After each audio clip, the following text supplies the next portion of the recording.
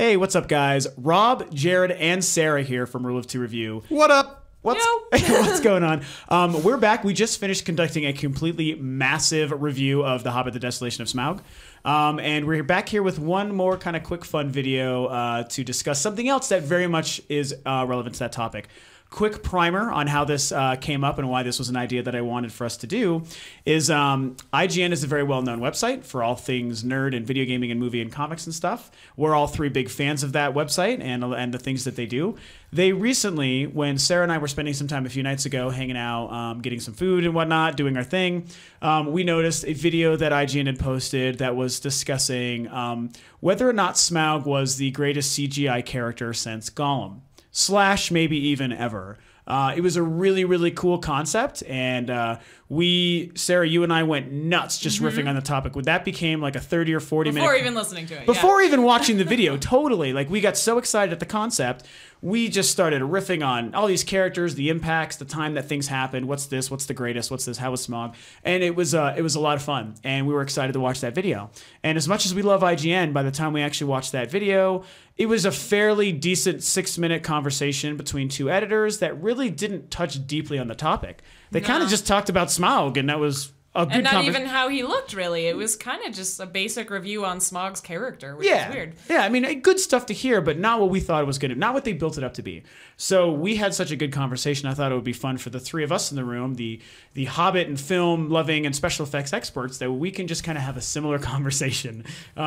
So that's basically what we're going to do when it comes to, let's touch on the most immediate topic. Let's just go right to it. Do you guys think Smaug is the best CG character since Gollum? Before we get into anything ever, let's just consider Gollum to now, 12 years later, Smaug. What do you guys think? How do you compare them in the annals of history?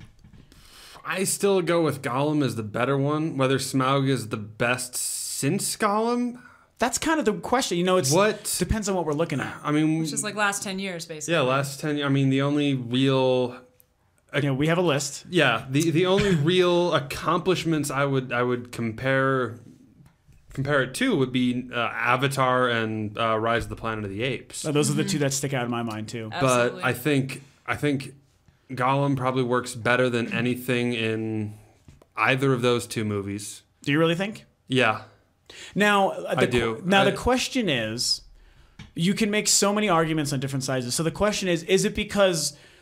Do you find Gollum just as a character more interesting because of how he relates to the story and Frodo and what's going on, and that he's more humanoid than a dragon, which Smaug was? We know Smaug was played by Benedict Cumberbatch, both in voice and apparently mocap, which is crazy to think about. You know, really cool. I really want to see the behind-the-scenes footage. There's a little bit on. There's a little bit on the I've seen appendices. some of It's weird you out. He looks ridiculous. I'm not gonna lie, but it's cool when you know that that's what he did. So, and it's like, I feel like when you think of the actual character, you know, the person of Smaug and Gollum is kind of really the more interesting character. But what about the accomplishment of the two? How do you guys look at those?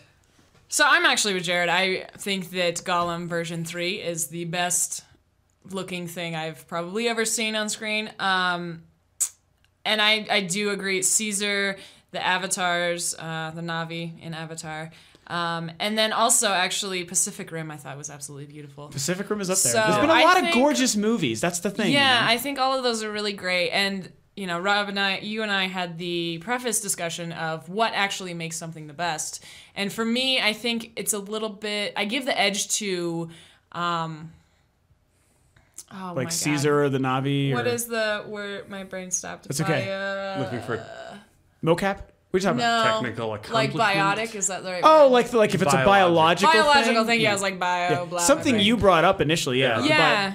Or if it's a robot. Yeah, exactly. Yeah. For me, biological things have the edge because I think it's a lot harder to create something that looks humanoid to some degree and something that has those different textures and has hair and that sort of thing. And like, honestly, Gollum, his 20 hairs on top of his head and the way that they move and the facial expressions that he has and all the different little muscles and details and textures of his skin and all of that, I think is just absolutely fantastic. Like things like Transformers, although absolutely amazing, I don't think it's as difficult visually because it's like, here's a flat surface and this shiny. It's an easier sell. Absolutely. When you're doing something humanoid, you know what a human is supposed to look like. Yeah, we so experience you it. can notice all the little things, all the little details that aren't quite right.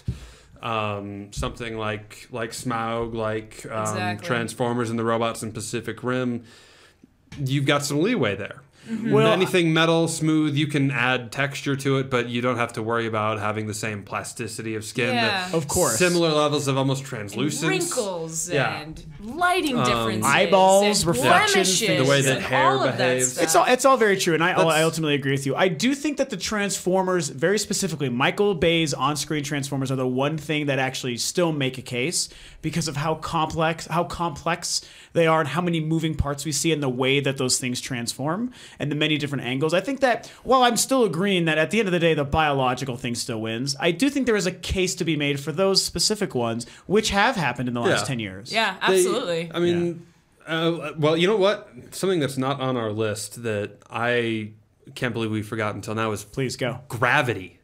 Oh, yeah. Oh my God, Good Gravity. call. Very good call. That, I mean, just the entire movie. Most of that movie is CGI. And it's the only weird. It's thing not a that character though, so I feel like that doesn't go. That's a with the good point argument. because we're almost still Because we're looking- talking CGI but their characters, right? suits are characters. I think the way that the movie itself is the character. The space is the character. It's the environment that they have to sell. Yeah. They have to really make you feel that tension of like.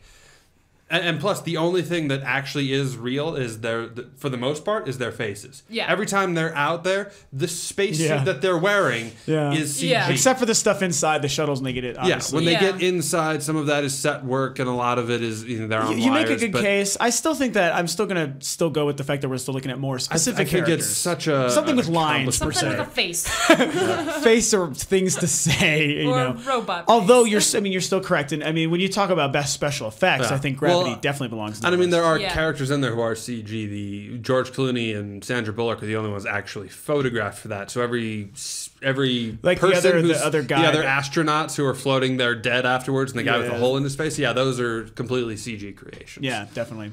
But you know, and the thing with the Na'vi, to go back there to I Avatar, needed to bring that back up, Yeah. man, because they in some shots it was to me it felt schizophrenic throughout the film. Sometimes I believed them as characters mostly when they were interacting with themselves. When they were with other things, not so much. When they would have to do a close-up shot, you could tell that those shots got a lot more work by the artists Yeah. and animators than the wide shots. I agree. Because there were close-up shots that looked damn good. Oh, yeah. Where the Na'vi had pores and looked really I would. amazing. I feel like damn good isn't even enough. I feel like the movie still deserves the credit, even 4 years later. Now that I mean, absolutely. you could almost say some of those shots might have been the best we have ever seen. For the accomplishment there, Honestly. it's great. Absolutely. I still have to give it though to Gollum in creating an overall totally convincing character completely from CG. Because I'm on the side where I never once doubted Gollum in that movie. I knew he was a visual effect, but There the are way some moments he moved, where I the did way a little he bit. behaved, Yeah, I agree. Especially the biggest moment for me. Go back and rewatch the scene in the Two Towers when he pulls Frodo out of the dead marshes. Yeah, that's a huge one. You're He right. looked. yeah. I can't. It Oh, yeah. looks like there's an actual person doing that. Yeah. The Yeah. way his skin moves, the way the water 2002, beads off yeah. of him. I agree. It's I feel like in that Ridiculous. respect, I side on this on the element of, especially when comparing Gollum to the Na'vi, for example, that is going to be a little bit of a case of the time that it came out and the impact it had at that time. I feel like that while Gollum will be timeless, even the very first versions of Gollum, I think will be timeless. I think that when you look at the end result, minus the hindsight, I do think that still the Na'vi had a better ultimate impression than what Gollum did. I prefer Gollum as a character. I prefer his impact on the story, how he was acted, what Andy Serkis did. But I think that it's still a snapshot of the time when you look at that, even though don't something's know. still timeless. I think we're gonna have to wait to see what James Cameron does with the Avatar trilogy that's forthcoming. Yeah. That The- makes me the upcoming shudder trilogy. that they're making 3 I more am of those. so thrilled at the idea of a second one, but I think that going to 4, even for me, I'm like, man, I just don't know. But Yeah, I love the movie, so I'm excited. yeah. We'll see. Yeah. But we'll see where he goes with it Yeah. from there, because I think there were still too many people complaining after the first Avatar. I don't know if you guys heard this as much as I did, lot. that the whole thing was a cartoon. Yeah, That I've heard even though that, they yeah. were actors that did these actual performances, that they just translated into these, using pixels instead of prosthetics for their makeup, they were translating that actor's performance. it still had this too much of a level of artifice to it. That there was a lot of disconnect for an audience. I think that's a shame because I see where the argument comes from, but I can't really agree with that. I just can't, you know. But I think that's where you get into like uncanny valley type of stuff, though, and things like the Na'vi and other sci-fi elements. Is there is no context for that. People are not blue, so it seems weird to us. It but takes us out of it. You gotta just remember because it's too, unnatural. like you had those problems. People accusing Avatar of looking too much like a cartoon. They couldn't connect with it. There was a lot of rumors about how do we get Andy Serkis nominated for an Oscar after Two Towers. Sure. Oh yeah. Yeah, and Rise of the Planet of the Apes. Rise of the Planet of the Apes. Rise of the Apes. I mean, And that so me belongs. right now for Hobbit. Yes, still a year later. Yeah, and I agree. And I mean that's the thing is I think Rise of the Planet of the Apes is one of the characters in the films that very specifically belongs in this conversation. Yes. Of the best character since. Well- and while we're at it, why not get more deep into Smaug? I know we just did Yes. talk about him, but I mean his achievement is also pretty drastic and pretty amazing because that felt like a real It is. gigantic dragon. they sold him completely in that movie. The way he He's interacted with the flawless. coins and the gold, I mean, and Bilbo's reactions to him and his movement Yeah. and the way his mouth moved. I mean, for You how think real a it talking looked, dragon is going to look kind of goofy, Yeah. but they sold it. zero man. question. Once you see Yeah. it, you're like, it's what I needed. Well, and can we just talk about the texture of his skin? Like it had such an awesome.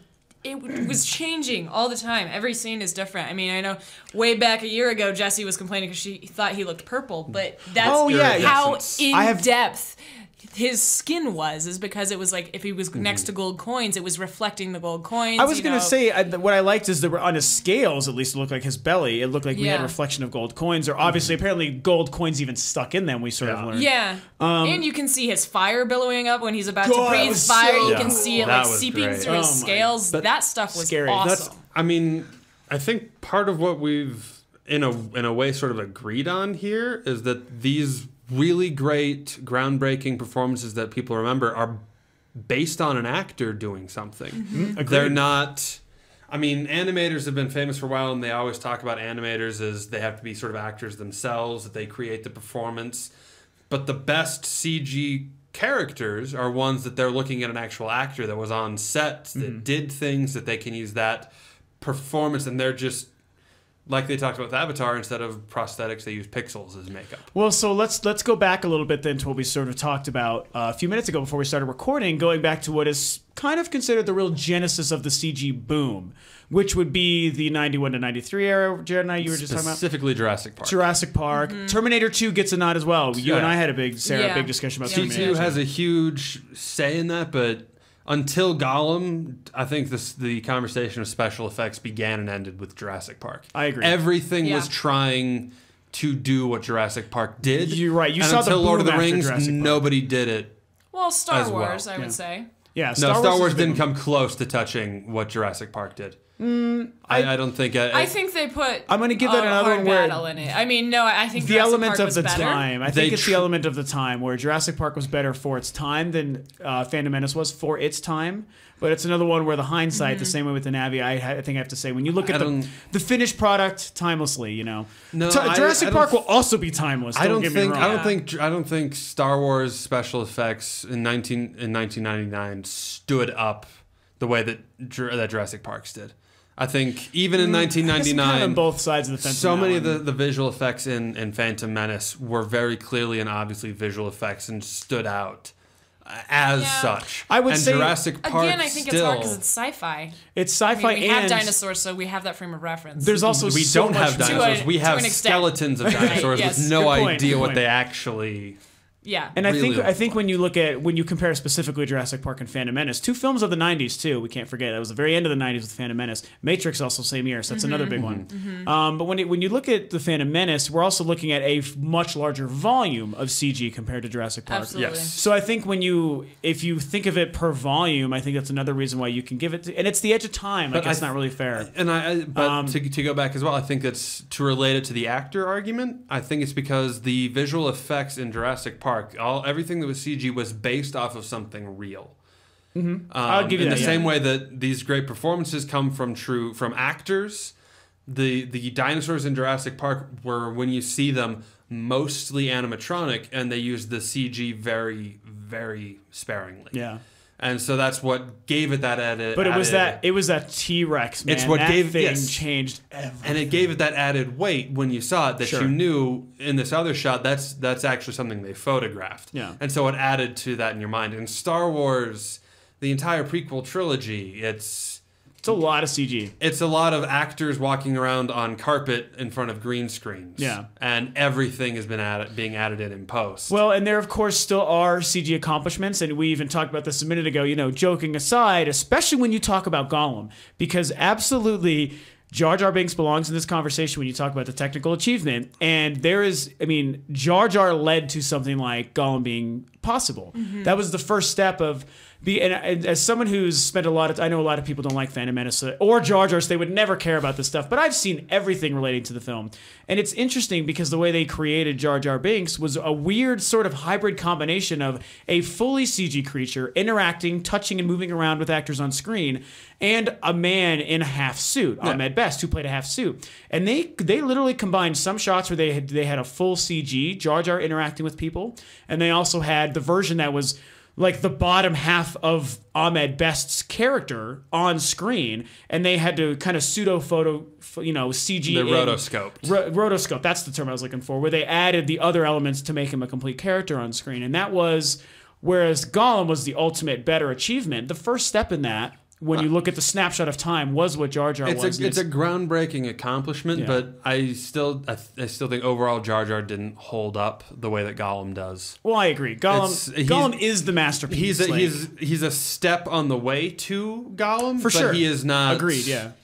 I still. But that's when. And Sarah and I, you talked about this snapshot in time, and this is why we started even. Sarah and I got really heated about this one, the Harryhausen stuff about. Oh yeah. And how did we mention it? We were comparing that to the Terminator 2. We were talking about timeless and all of that sort of thing, and can you even compare things that are older? Because obviously, they didn't have the same technology, and you're absolutely right. Like, we build off of things. Like, we would not have Gollum if we had not had almost everything else that we have on our huge list here in front of us. So that's something to take into account. And you were saying, well, at the time it was big, and it's like, yes, that is an argument to be had. Is at the time it may have looked good, but at the same time, I think the standard is real life to an extent. So it's how close does that look to real life? So something like Jason and the Argonauts may have been groundbreaking for its time, but it doesn't look like real life. It looks absolutely ridiculous, especially now when you look at it. Which is weird because that is true, but I think that it's like the word I was using. It's all relative. I think to the people at the time. Well, and I think not just to the people at the time, but to the filmmakers, to the film itself. Yeah. Within the style of that movie, the visual effects of Jason and the Argonaut and the original Clash of the Titans, they completely work within the style of that film. Yeah, so they're presenting a very heightened fantasy world, so you don't have to worry about everything. Kind of like your argument you had with Hobbit stuff. About how it's so fantasy, it should be easy to believe the stuff it's fake. Exactly. And I think that when you go as far back as that stop motion Harryhausen stuff, I don't remember how I worded it, Sarah, but I know that I used the Terminator thing where you were like, well, you still can't compare those stop motion skeletons to real life, which is true. You're super correct. But in the same, I remember in 1991, you had a T-1000 argument that basically was, it looked like there's no liquid man. So at the time, that looked as real as it could be. As cool as we thought it could. People literally thought they were seeing a liquid man. It looks like Mercury come to life. Sure. And nowadays, totally works. You do watch it and you're like, that shit ain't real. Like, there is no, it's CG, but at the time, because we had never seen it, we believed it. Well, I think there's a certain difference between like the liquid Mercury, because they went for that look with the T-1000 when he melts and reshapes. And that's an easy look for a computer to do because it's smooth and it's fluid and very true. Easy. Yeah. But there's a difference between that and I was complaining about in our Desolation of Smaug review, the molten gold that looked terrible in that movie. Yeah. Especially the thing is that's also juxtaposed to a bunch of other really pretty visuals.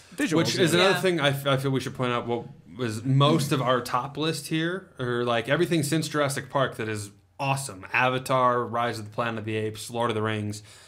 That's Weta.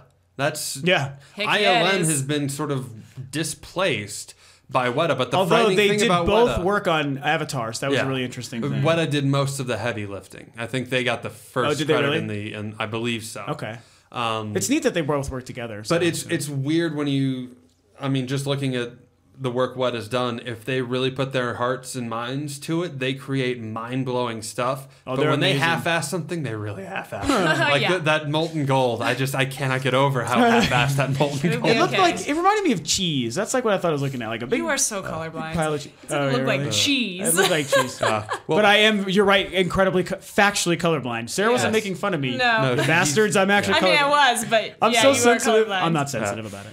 Yeah, and you guys actually raise a good argument too of the context of what you're doing. So that kind of brings in a whole nother argument to the mix too. Is like Pixar does some Yeah. beautiful, Yes. beautiful stuff, but at the same time, it's technically an animated film. So again, it doesn't look exactly it's like a What would life. you to be a guys? cartoon. What would you guys say is Pixar's best creation? I already know mine, and it kind of conflicts with what we were saying. But for me, I give it to Wall-E. I would say visually, it's a close one between Wall-E and Brave, but I think. I don't know what it is for The me, but girl in hair, Brave? CG hair, I'm just impressive. totally amazed with. So I give it to. I'll give you that, but they her perfected hair. that so long. Okay, Yeah. just her hair. Well, and specifically for Brave, they wrote a special program for her hair. They For had curly to red build hair. how to do her hair. Good point. Good point. Yeah. And So it I wasn't give it just the to the curliness; it was red hair. It gives computers trouble. Freaking gingers. Yeah. Well, it was all frizzy and As stuff. a disclaimer, that was all a joke. I don't want the ginger mafia to come after me. No, you don't. That is a hell of a mafia. Yeah. The Rule of Two Review podcast disavows all knowledge of Jared Harper. Yeah, no, I don't know, Pixar's best creation? Jesus. I mean, there's a lot. that's a to hard pull one to from. say. And I mean, to go back to your argument or about the applicability of the individual tone of everything. And this, I think, to tie it into video games too, the look of whatever you're going for determines how much effort you have to put into, or like Avatar, they wanted everything to feel real. They wanted the Na'vi to look like they were biologically living creatures. Mm-hmm. You compare that to something in the video game world, Call of Duty tries to do a very similar thing. The Battlefield, a lot of those games that go for very realistic graphics. I really like the ones that do more of the Incredibles to go to Pixar, to Sure. go the Adventures of Tintin movie that Spielberg did God, I was love that movie. gorgeously animated, Yeah. but it didn't bother to look photorealistic. Yeah. I like that they embrace a slightly more exaggerated, cartoonish look. Yeah. Same thing with like Agreed. BioShock Infinite this year. The Wind Waker. I mean, Yes. that's what makes that game Yeah. famous. You know, See, you believe Wind it Waker- more when you can't really believe it. See, Yeah. Wind Or Waker even was Rango going for was a beautiful. Yeah. See, and Wind Waker's going for a very, very stylized look. It's overtly BioShock styled. is like it's a I don't know slightly how- exaggerated Yeah. take on reality. Yeah. Same thing, Tintin, this slightly exaggerated take on reality. That is, to me, what works the best when you're doing a full-blown cartoon like that. And I'll agree with you. And I mean, even like what you said, Sarah, with Rango, you know, where they basically still were creating like animals that were living, breathing animals, but exaggerated enough to believe that they could walk and talk Yes. and hold guns. Yeah. And it was a gorgeous And still film. have a cartoon feel. I mean, that's what I Yeah. really love about Oh. all those kids' films is they purposefully make it look animated, like Yeah. because they can do Yeah. realistic stuff. But I mean, in Rango in particular, like their heads are huge. I want to go really cool. back to the real stuff for a minute because you did point out that last minute one before we started recording. Davy Jones, I think, is a Yes. humongous. Absolutely. Probably the reason that I think probably still stands as my favorite of the three Pirates movies is because Davy Jones was so good. It helps that Bill Nye played him and Yeah. was a great performance as well. And I mean everything about him. But his achievement, it was insane how real he looked. To have so much going on in his face, and that was another great combined with real actor, an on-set actor, not even motion Yeah. capture. Yeah. That was an on-set actor that they painted over every scene. I think he belongs in the conversation as well. Absolutely. I mean, I've only seen both of those movies the once because I detest their very existence. Hurts my But soul. he was quite the accomplishment. You should watch I it will again. give I you mean, that. watch at least Dead Man's Chest just to see that. So Yeah. I'll tell you down. I tried to watch Dead Man's Chest again. I got 10 minutes into it. I was like, nope. Jared, sometimes you're so smart, I just can't figure out. I don't know. I'm like, how can you just feel that way? So, They're not good movies. That's okay. But, Yeah. but Davy Jones, no, I'll give you Davy Jones is quite the accomplishment. Yeah. From what I remember of him. So He at this looked good. point, let's look at some things. And because it's so easy to always come back to Gollum. I mean, that's kind of the thing that set the conversation off was the Middle Earth stuff and Gollum and Smaug. Does that make it fair to say that Gollum is the best CG creature ever? Since Gollum? Since all Gollum since Gollum. Is Gollum technically we've got that to tell you the truth since there is two from trilogies. Unexpected Journey, they improved his character They model. did for improve him. for Well, and that was the Unexpected Journey. one where they, like you had brought up several times, Sarah. That's the one where they actually did build a muscular and skeletal structure for that character. They did not do that previously.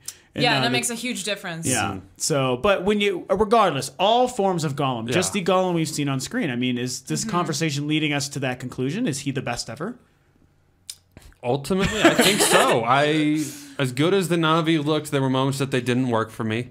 Caesar would be the thing that comes closest, I think, from Rise of the Planet of the Apes. And Dawn of the Planet of the Apes is coming out soon. I could not be more excited. Me neither. And I bet it'll look even refused better. to That watch will that be- trailer, but I haven't seen it yet either. That would be a you're good smart. You're like competition me. for Gollum, I think. I think Yeah. so. I honestly, Another Andy Serkis performance with Basically, visual effects done Andy by Serkis, Weta. greatest CG Yes. character ever. Just give that man an much. Oscar already. I don't love it. Seriously, But it's gonna man. come for something like his second unit directing on The Hobbit. It's like, no, it needs to be for his acting. God damn it, you know. No, well, unfortunately, they don't give Oscars for second unit director. Well, I know. I mean, I'm just trying to think of it. Yeah. Because he should get that. Okay, so what about King Kong then? He did King Kong as well. Another Andy Serkis Weta collaboration that was amazing. So it was amazing. Completely sold the reality of a giant gorilla. Some of the other visual effects in King Kong not so great. The dinosaurs spotty at times. Another example of Weta Still great knocking scene. it out of the park Running and out then of money. also not. It's like they pick and choose. We can make 4 good scenes, but we have 19 scenes. It's too bad. Make We it can more. make the best character ever, but who cares about this gold? They're going to use all of their money on those like 1 or 2 things that really matter. Everything else. I'm torn between, honestly, basically all 3 of what you mentioned, Jared. I think So that real quickly, for you yes, in go, particular, please, go. Sandman has not been brought up. I know in your entire life you're always like, Sandman and his Sandman was a big effects deal. and stuff. So Yeah. how does he weigh in?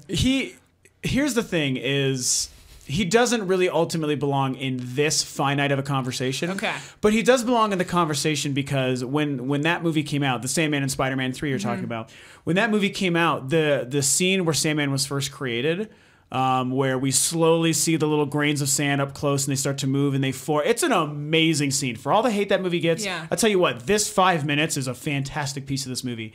Even dramatically as well as just, effects-wise. Well, it was very groundbreaking too at the It time. was. Well, that's what I was leading into. Is it was the most expensive CG shot ever made at the time, 2007. I'm sure that's been beaten since. I don't know by what, but that The gold. specific shot, it was another thing where they rewrote a program to make these tiny pieces of sand individually, millions of pieces of sand to move and manipulate the way they needed to, and especially because it started on such a close-up shot that slowly moves into this creation, and in one continuous CG shot too. They never cut.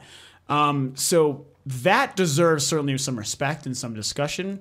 And Sandman actually was a great character. The fights with Spider-Man were awesome, but I don't think that he ultimately belongs. Okay. Not even to the level of like Davy Jones. And Well, because Pixar stuff. most of Sandman, the dramatic lifting, anyways, was done actually by Thomas Hayden Church as Thomas Hayden Church. Yeah, you're actually correct. The visual effects stuff was all for just the action scenes. Yeah, it was his initial creation and the 2 awesome fight scenes in the middle of the movie, and then the big final one where he turned into the big stupid thing, which is where I will agree that the movie wasn't quite up to par. I do think the first, 80% of that movie were just as good as the first 2, but then it does sort of fall apart. At the end. Yeah. That's a discussion for a different day. Yes. So I mean, I don't know, Sarah, Yeah. do you agree, or what do you think on the whole? Yeah, I mean, Sandman is definitely great, and he's definitely revolutionary. So I think he belongs in any type of CG argument. But he doesn't it rate very Gollum? high on my list. yeah. Are you talking about my favorites now? I mean, Okay. do you think? So my top ones would be Caesar from Rise of the Planet of the Apes, the Na'vi from Avatar. I actually really love the stuff from Pacific Rim. Yeah, that's definitely noteworthy. I mean, they don't get seen as much, and they're a lot in the shadows and behind things. But I think the little bits you get are just absolutely there's beautiful. a lot of water. There's a lot of water, which make- again to is make them another look- cool makes them look bigger. aspect that is very difficult to do. Water You're is right. extremely Yeah. hard to Yeah. manipulate. Yeah. Jurassic Park, I definitely give props to. Davy Jones, I give props to, but I do have to give it to Gollum. Yeah, all time. And again, going back to our It's like he's initial also- conversation, is Smaug is also definitely on that list. I mean, Yeah, almost he really- everything I from agree. Lord of the Smaug Rings, but- is up there. I think Smaug is. I can't say the best thing since Gollum. That though. was my final question: is he the best since? Now we talked about the best ever, and I agreed with those three. Is Smaug now the best since Gollum? That's the question. You were saying no, Jared? Gollum's ultimately the best, but I think Smaug would be the best since Caesar. I think Caesar is better than the Na'vi in Avatar. Caesar, I think, is the number 2 Gollum. Oh man, this is hard. It's now so I'm hard. thinking about it. Smaug comes close. I think Smaug is held back by the same thing that holds back the Pacific Rim. It's a lot in the dark. You never really see Smaug in full light. Yet. There's a lot of really cool. We're Well, now- probably not Three. going Yeah. to. Now exactly. Now we're getting into the whole fact that we haven't even seen the last of him. Yeah, So yeah. If we see him in full light in the third one, then sure. But we're gonna. It's like dawn there. It's right. It's the middle of the night. It was the middle of the night. But then I feel like the sun was like coming up in the background there or something. No, that was It the was fire like of the dead of Smaug night. coming from the Really? mountain. It looked so bright when he was like flying into the That's because over they Lake turned on the Town. lights early. Yes, sons of bitches. Yeah, no, it's Oh, question. because remember never they mind. went I don't in. wanna They bring it went up on that into Erebor as the sun set. So it's Yeah, and that's what I the was very thinking, but then I was beginning like, of the well, night, and that Maybe that conversation was just way longer than we thought. Yeah, they Who talked for knows? 8 hours. Could have been. I would talk to Smaug for 8 hours, especially if I was trying to not die. I don't think a dragon would talk to you No, for he 8 wouldn't. hours. The dragon would. Are you give trying to say I'm not interesting? What are you getting at? I'm saying the dragon would give you about as much time as he gave Bilbo before he tried to kill you. Yeah, he's like, I'm gonna like he toy tried with to you. kill Bilbo. Yeah, yes, he certainly did. So, yeah, that's. I don't even know if I want to answer that question. I'll tell you the truth, the more I think about it, because I cannot stop thinking about Caesar and the Na'vi. Yeah. You know, I think that they both are just so amazing and such amazing achievements. You know. And I know we throw other things like Yoda and stuff on the list, you know, all really great, memorable characters, but they just don't belong on the all-time. Yoda always fell Yeah. flat for me once it became digital. Yoda was much better as a puppet. I agree. You know, Yeah. even though to see him fight, we needed him. We needed him Oh, man, digital. that was great. Yeah. But I think with Yoda, the whole thing comes down to because he's Yoda and we know he's Yoda, we love him and he's badass for that reason. But as far as the actual accomplishment effects wise, it just doesn't compare to these other few that were. It just doesn't. Yeah. So, See, but I the think Na'vi, man, I can't not still give credit to what they were. It's so easy Absolutely. to dismiss them, and I even just rewatched that movie again like a month ago, and I am still in awe. I mean, I am in awe when you really like focus on what's going on there. There's so much and so much of an achievement, and it's Sarah, you and I had this conversation too about how. I don't remember what we were relating it to, some great characters, like Jurassic Park or the Transformers, and how we were like, man, like, could we ever see anything better than that? Could we ever see anything better than Gollum and some guy doing this motion capture that sells it? And we're like, no, that's got to be the best that it can really get. This technology is the best. And it just takes someone to say, even though you can't think outside of the box, I can think outside of the box. I'm James freaking Cameron. I'm thinking outside of the box, and I created this whole new way that no one saw coming. And now we'll be doing this in another 15 years. And it really did make a dramatic effect in this the final CG product in the Na'vi. And so, that conversation becomes part of it too. Like, I mean, I prefer Gollum, but the Na'vi, they're a huge accomplishment most of the time, but I still think there's enough times that the Na'vi don't quite sell it for me. That they don't quite work, and I think. I mean, I don't know who. I don't think there's anyone you can lay blame for that on. It's just because the of their technology. nature. Or the Na'vi themselves, you mean? Yeah, Because they're big blue people. Well, Pretty much. kind of, but it's. I mean, the same technology that created the Na'vi is what gave us the performances in Tintin.